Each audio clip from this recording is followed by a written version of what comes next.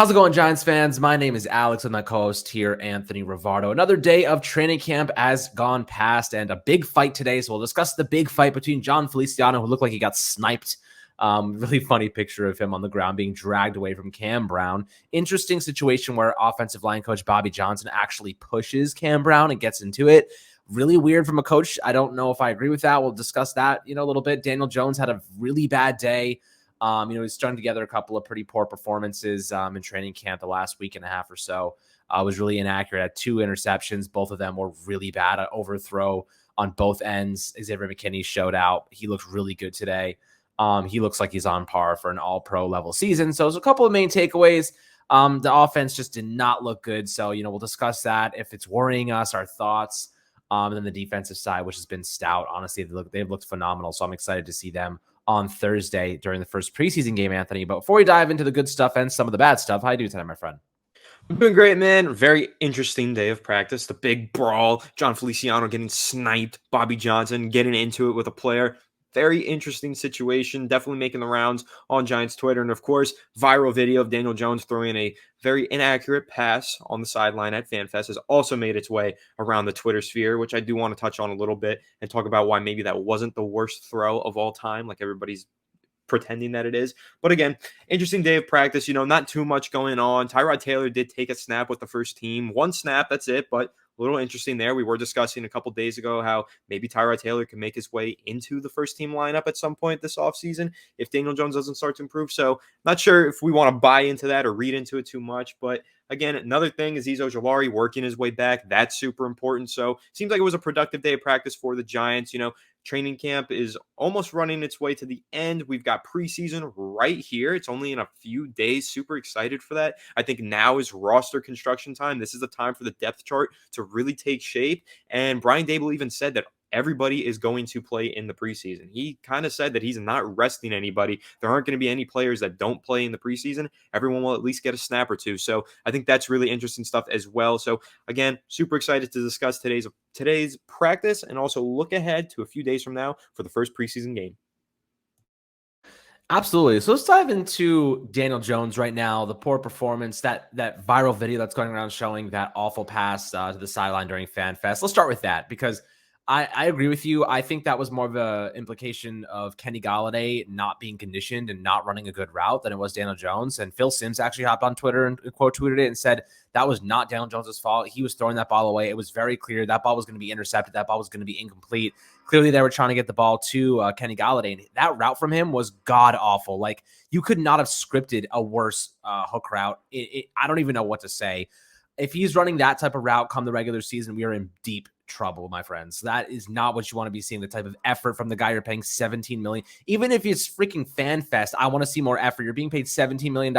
If you were paying me $17 million, you're going to get 100% every damn day, every damn snap, every damn play. I'm going 100%. There's no question about it. I'll do it for $1 million, not even 17. I'll do it for I'll do it for $300,000. I'll run every damn play 100%. Kenny Galladay's given up and showing us that he doesn't really give a shit, or at least he's not conditioned, which is really disappointing because these are professional athletes. I expect you to come into training camp at least partially conditioned.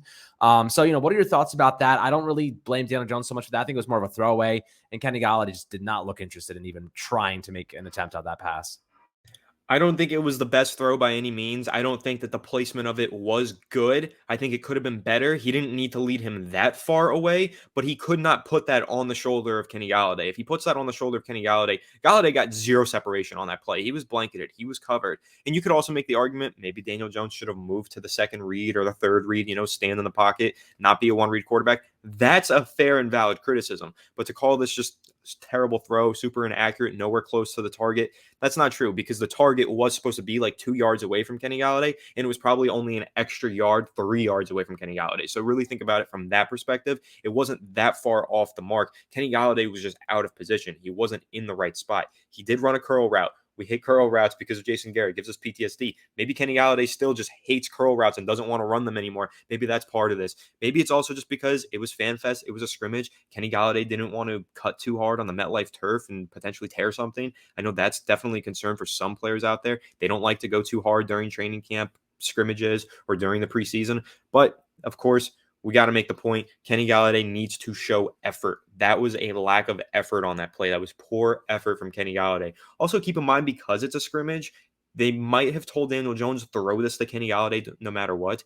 Don't go to the second read. We don't know those kinds of things. There are definitely plays where they're like, make sure you throw it to this player. We want to see how they respond. Make sure you throw it into traffic here. We want to see how they respond. So it's kind of like the people, the argument of he should have moved to the second read if that one wasn't open. That's kind of like, well, you don't know what his direction was. We don't know what Brian Dable and Mike Kafka told Daniel Jones to do on that play, and it could have been throw it to Kenny Galladay, but Kenny Galladay just didn't get open. It was a very lazily ran route. It was poor route running. It was poor effort, and Daniel Jones did what he could by putting it in the area. I think it could have been a better throw, but again, if he puts that right on Galladay with zero separation, he's not running back to the line of scrimmage like you're supposed to on a curl route. He's not coming back to the football. That really easily could have been an interception. Instead, it's an incompletion, and you live to see another down, and I don't think that's the worst thing in the world. So that's really my take on that viral throw from Daniel Jones. I don't think it's the worst thing ever, but could he have done better? Probably, but do we know the full story behind what the play call was? Maybe not, but the one thing that we do know is Kenny Galladay needs to start running some better routes and putting more effort into practice. Yeah, and this is not a pro Daniel Jones type of thing. I think that we're deserving of being objective at this point. The training camp is training camp. It's just that, right? I'm not putting that much stock into it just yet. But I do not like how consistent the bad performances have been from Daniel Jones in camp, right? Like I'm going to give him the benefit of the doubt that he's going to put it together come the regular season. They're putting him in positions that are rather inopportune to try and test his resiliency, test him. But we're seeing just bad throws, just like basic level throws that should be on target, like that one to Colin Johnson today, way over his head, ended up being picked off by Adoree Jackson. And then another one later on, I forget who it was too, but it went over the guy's head and it was right into the hands of Xavier McKinney. Like these are throws that you have to make as a professional quarterback. And if you're missing them routinely, then we start to have a conversation. And, the Giants pulled him out for one play. Tyrod Taylor came with the first team. It was only one play. I don't hold any stock in that. I think that's if you're justifying, DJ coming out for one play and Tyrod getting that one rep as replacement, I don't think that's right. I don't think that's true. But I will say this: I want to see some more positive stuff from DJ. I want to see a consistent day of practice, maybe stringing together a couple of consistent days. His passes have been a little bit more inaccurate. He's folding the ball a little bit more, which I don't think is the worst thing to guys like Kenny Galladay downfield, because he uses that kind of time to get his body into control. But I'm definitely curious to where this is going, because I don't really have faith in Daniel Jones to put it all together and become great this season. I don't think he's going to do it as a logical mindset, but I hope he does. I want him to prove me wrong. I want him to prove everybody wrong. But the reality is he's struggling right now in practice. Come regular season, when they're scheming up against actual blitzes against him, they're hitting him and they're taking shots at him. Can he hold up? Can he stay healthy? He's gotten a couple of injuries here and there. What are your thoughts on DJ so far? Just another really bad day of practice. I think he went 5 for 15 at one point, 2 interceptions, not good today, really inaccurate. He would have been sacked on multiple occasions. Kayvon Thibodeaux was beaten up on Andrew Thomas a little bit, which is a great sign for Kayvon. Andrew Thomas is a very good player. So curious to hear your thoughts on kind of what's happening right now in practice with him.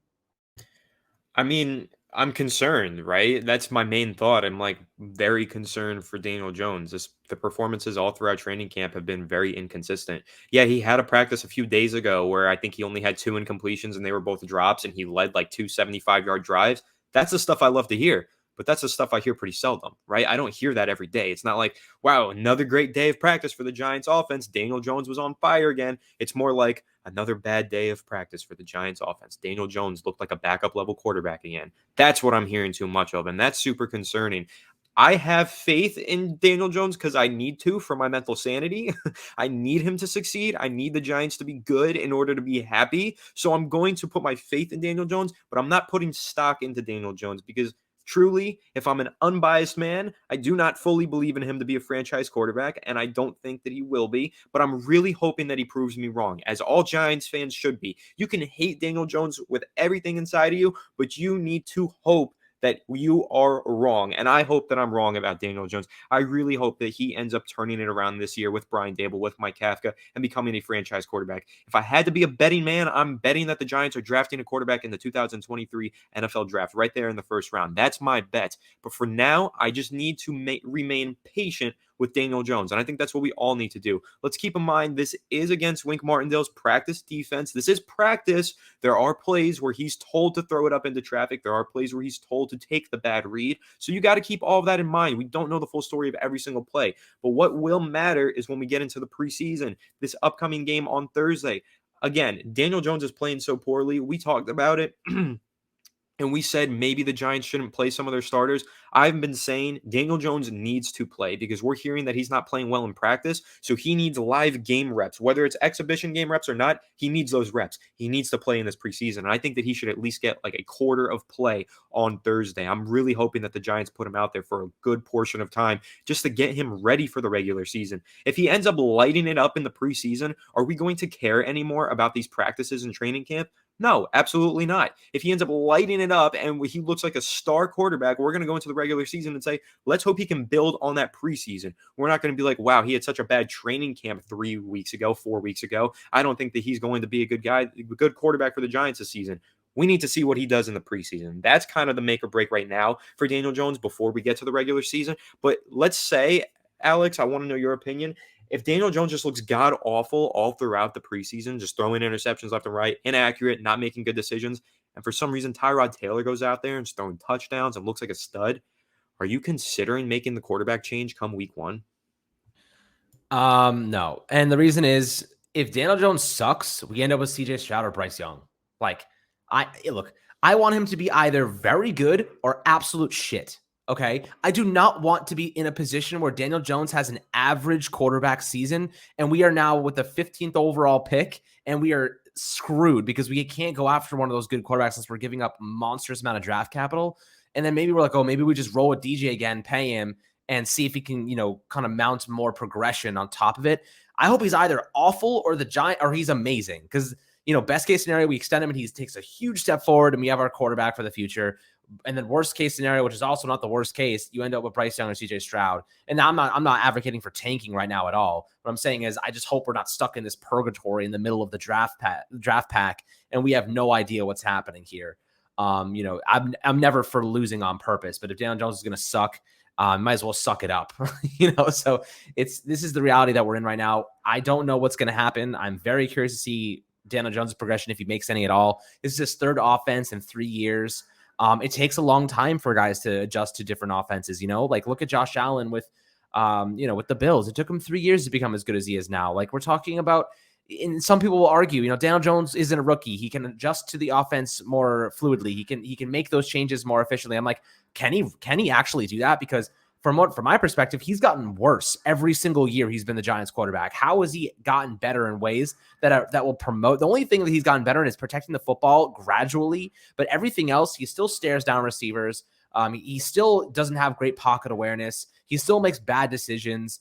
He still has trouble throwing on the run and doing things out of the pocket on the move because he doesn't have that experience. The Giants didn't let him do that, didn't let him go off script a lot. A lot of the receivers in the past were not running second routes. When the route failed, he would end up just running around aimlessly or taking a sack or fumbling or trying to do stuff with his legs, which ultimately got him hurt. So I am very concerned about, the progression of this offense, the installation. The scheme may be great, but if Daniel Jones cannot execute it, it does not matter how good the scheme is. But with that being said, what's the difference? Like putting Daniel Jones and taking him out and putting Tyrod Taylor in, what does that do for your team? You know what I mean? The Giants are still not making a playoff game. They're still not going to be in the playoffs. They're still not a good team. Even if Tyrod Taylor's playing quarterback, he's good. He's okay. He's serviceable, but he's not a playoff caliber quarterback. He's not going to carry this team to anything like realistically successful. Like that's the truth, unfortunately. So the way I see it is you roll with Daniel Jones, you give him as much time as you possibly can. And if it really is that bad, you make the change. Like I said in the couple days episode, what would it take? I'm looking at week 8 or 9. Is if Daniel Jones is sucking it up for that long, then you make the change. But I'm giving him a long leash because, worst case scenario, you end up with one of the best quarterbacks in next year's draft, and you can actually restart this rebuilding process and get the guy that you want to be the long-term solution at quarterback for this team. So that's how I feel. I don't know if you have any argument against that or what your thoughts are. No, I mean, we're on the same page here. Daniel Jones has a short leash. Late bloomers sometimes happen in the NFL, but they're rare. Is Daniel Jones going to be a fourth year late bloomer? It's not extremely likely. If anyone's going to make it happen, though, it's Brian Dable, it's Mike Kafka. So there are reasons to believe in Daniel Jones this year. And we're not telling you that if you believe in Daniel Jones that you're completely wrong. Nobody's right or wrong in the situation, but everybody has an opinion. And in my opinion, Daniel Jones has the card stacked up against him. Just taking a look at the historical odds, him entering his fourth season and not establishing himself as a franchise quarterback, it's rare for him to do that now. It's rare for any quarterback to go into year 4 and then establish themselves as that quarterback. But let's also think back to a quarterback that we are all familiar with, okay? And let's go ahead and look at Eli Manning's career, because this is something I know Daniel Jones gets a lot of comparisons to Eli Manning. Eli Manning was drafted in 2004. In 2004, he was not a great quarterback. 2005, he was a bad quarterback. 2006, he was also a bad quarterback. That's 3 years. It wasn't until the 2007 to 2008 season, his fourth season, that he had a good year and the Giants made the playoffs and won the Super Bowl. So nobody expected that from the Giants that year. Nobody even expected them to be a good team. Nobody expected Eli Manning to step in year 4 and prove himself to be a franchise quarterback. But it did happen in year 4 for Eli Manning, and that was a shocker for the world. So you can't write off Daniel Jones yet. I understand, historically speaking, Eli Manning is the outlier for having his bloom come in the 4th season of his career, and he had a lot to work with that year. There were great receivers on that team. The defense was stacked. This was a much better football team in the New York Giants in 2007-8 versus what the Giants have right now in 2022. But I'm just saying, like, you take a look at it, there are avenues where you could see Daniel Jones being successful this year. It's not very likely, but nobody's wrong for believing in him. In fact, we all should be believing in him and hoping that he proves us wrong. I'm just saying, historically speaking, it doesn't happen very often, but the Giants have seen it happen before with Eli Manning in that 2007 season. So let's hope that history repeats itself once again. Let's hope that Daniel Jones blooms in 2022, has that year 4 breakout, and we can ride off into the promised land with Danny Dimes. Yeah, man. Look, I hate comparing Daniel Jones to Eli Manning. I absolutely despise it because Eli Manning is One of a yes, kind. he's He's one of a one of a kind. kind, but you got to do it just because the Giants have seen it happen before. We've seen a quarterback have a late bloom. So I don't want to just say, no way, it'll never happen for Daniel Jones, because that's what people said for Eli Manning. So I do want to at least give him an ounce of the benefit of the doubt. Yeah, but like I would go out and say like Eli Manning threw a beautiful football. Like it was just gorgeous. The his ball, like it was just exactly what you wanted. Every receiver that's ever caught balls from that guy was like it was perfect, man. It would just dump it in the breadbasket for you. Eli Manning's biggest issue was he made awful decisions early in his career. He threw awful interceptions. He was way too risky. He dialed it back and really became that elite quarterback. Daniel Jones doesn't throw a great ball. It's a good ball. It's not great. He overthrows guys and he makes bad decisions on top of throwing an average ball. And he has way more athleticism than Eli, but like, that's what gets you injured. Eli didn't get injured his whole career because he didn't run. He didn't dive headfirst into tackles. Daniel Jones has been injured 3 times already because the guy cannot stop diving headfirst into people. You know what I mean? Like, it's just stupid things that get you injured. Like, that is just a stupid, boneheaded play. And I'm being very objective lately because I'm starting to get tired of waiting for our quarterback to be good. You know what I mean? Like, I don't want to wait 4 years for our quarterback to have a decent season. You know what I mean? Like, he's gotten worse every season. This is really annoying.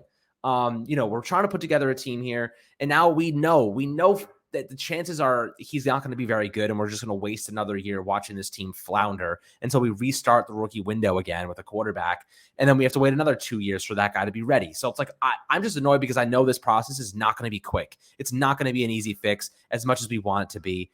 I've been very optimistic the last couple of years, but I'm just getting tired of it, guys, unfortunately. So I'm going to try to maintain my level-headedness moving forward, but also provide some optimism on other fronts. And one of the guys who I think is going to have an all-pro season is Xavier McKinney. This guy has been absolutely off the walls amazing. He has been making plays, intercepting passes. That single high Wink Martindale defense is going to make him look like an absolute star. And he's calling plays now on the defensive side.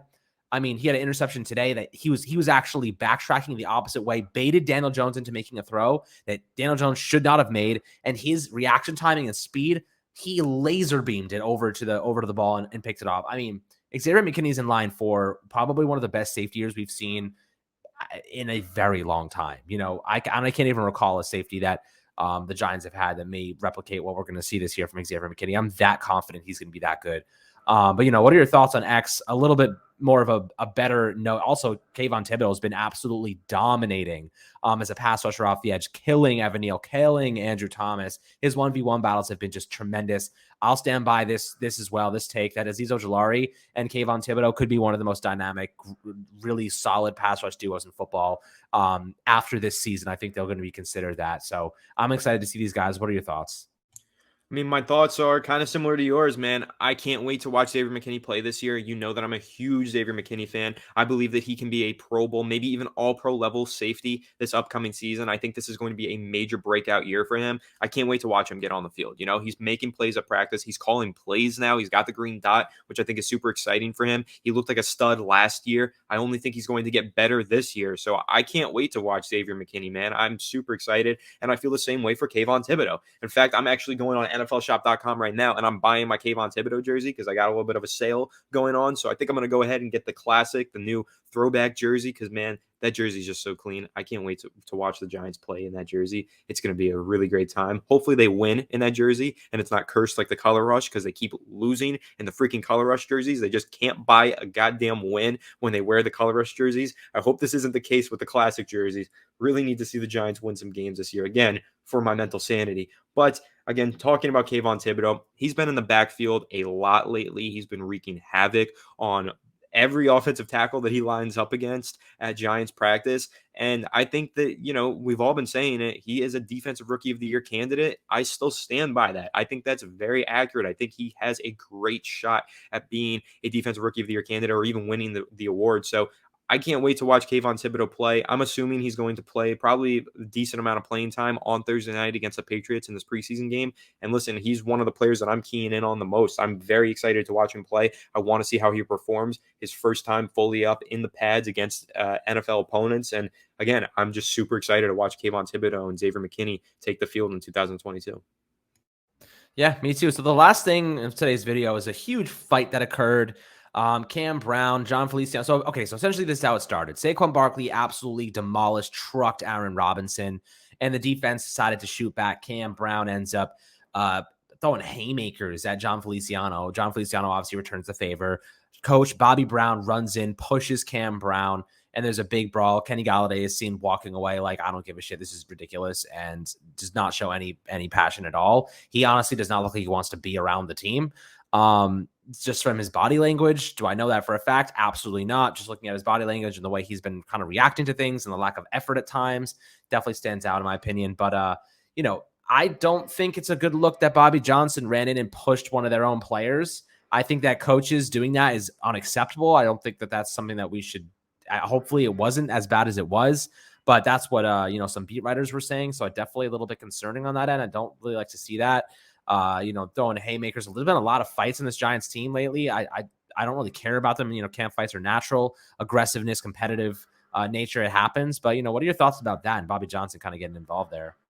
I think the Bobby Johnson thing is a little bit weird, the fact that he did put his hands on a player, but you know what? It might have just been a situation where he wanted to defend his guy. He wanted to defend his offensive lineman. Maybe Cam Brown was just really out of line and someone needed to step in, and he is an authority figure. So maybe he just felt like he had to get involved. Maybe it was a situation that was that bad that an authority figure needed to step in and break it up in a serious way. So Bobby Johnson took it upon himself to be that guy. And I don't think that's necessarily a bad thing. I think his heart was in the right place when he was doing it. Yes, it sounds weird to hear about a coach kind of getting into it with a player physically, and it's not really something that I'm happy to hear. But again, it might have been necessary. He might have done that out of necessity. And if that's the case, then you can't really blame him for doing that, just trying to protect the player and make sure that nobody gets injured. Because at the end of the day, these fights, yeah, they're natural. They happen in training camp, but they could get a player injured. Someone could get hurt, miss playing time. And then, I can't even imagine what the lawsuit like that might look like, because if you really think about that, imagine if a player were to get seriously injured and miss games and then lose portions of their contract, they're probably going to go ahead and sue the player that injured them in that fight. So I think, it needs to be broken up. Those fights, they happen, but they can't happen too frequently, and they need to be broken up when they happen. So I think Bobby Johnson's probably just looking at it from the standpoint of, I'm an authority figure on this team. I need to get involved here and make sure that this doesn't escalate way too out of control and get to the point where anyone can get injured enough to miss games, especially considering, John Feliciano being involved here. He's working back from that dehydration stuff, the heat stuff that he was working with caused him to miss a lot of practices. He doesn't need to be out there getting his body beat up by a player because they don't like what he said or what he did on the field. He doesn't need to get physically assaulted by another player. That can only cause way more problems for of course, John Feliciano. So again, I don't want to say that Bobby Johnson did the right thing, but I also don't want to say that he did the wrong thing. It's kind of like a gray area there. It's really up to Brian Dable and how he feels about it and whether or not he's going to go ahead and discipline Bobby Johnson. If he does discipline Bobby Johnson, then clearly we know in the future players can't get involved. Coaches can't get involved in players' fights like that. But for right now, I think I'm just going to go ahead and say this needed to be de-escalated and need to be broken up. And Bobby Johnson probably just felt like he had to be the guy to do that. Yeah, I hope that's the case because I seeing that on paper, it's like almost like a text message. Sometimes you just can't see the context.